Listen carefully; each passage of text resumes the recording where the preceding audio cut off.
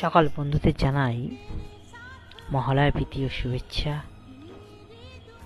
আগাম শুভেচ্ছা রইল, সবার ভালো কাটুক। আজকে আমার লেখা কবিতা মায়ের কথা।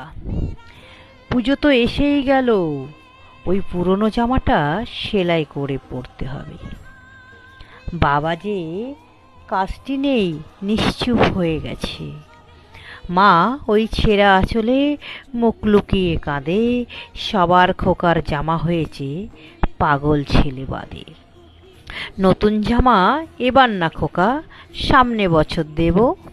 বাবা কাজে ফিরলে আমারও হবে নতুন শাড়ি। মা তুমি আসছো তাই ঘরে বাইরে তোড়জোড়। মা আর অভাব রেখো না, ঘরে আলো দিয়ে দিও ভরে। পুজো তো এসেই গেল।